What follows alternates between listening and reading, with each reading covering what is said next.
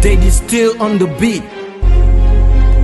Men bren, ki ap sote do. Yo, nèg la fin ti mou libe kon pa m'a fait m'pa rappel qu'on y a gon projet rap la fait prend beat là le voyer le bail master. Folie mouvement fait yo pas respecter progrès artiste ça fait ça et dernier projet grap y a dernier projet gratis m'a fait. Yo, pi m'ba quoi autant de bring it back. Folie mouvement fait yo pas respecter progrès artiste ça fait ça et dernier projet grap y a dernier projet gratis m'a fait. Yo, pile parlant pile fait pour kill vibe l'homme style met. Ville rap grand pile traite mais will pas j'aime suspect.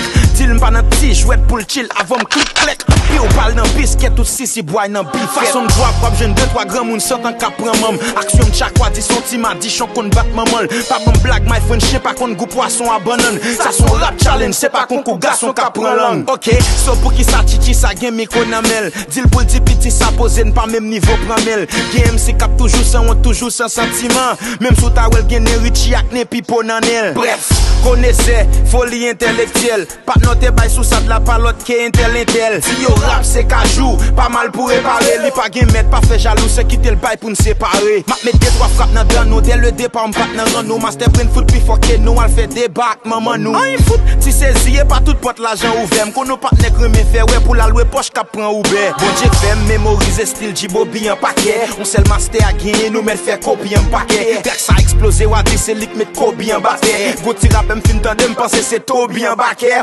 C'est le mandé yo dit m'son partenaire cap copier. M'saisi monsieur copier bien fait m'croiser partenaire ça côté. En comme sou pas ouais qui est bon monsieur bifou pas répondre. Oui. Sur moi on va parler de Jacques qui répond. Bren nan bren y'a gen danger, ça vle dire c'est en mélanger, marcher manger ranger, pingo saisi l'or déranger. Fait le couler nan déranger, tout si MC à l'étranger.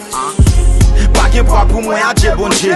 Retirer nom nan dan ou gratte snitch pas mêlé. Si m'a dormi sous nous nan rap c'est parce que m'sek pas lever. Moi m'pas gen coco nan boudam c'est ça que fait bitch pas métier. Niveau trop high les va parler de rap et step pas métier.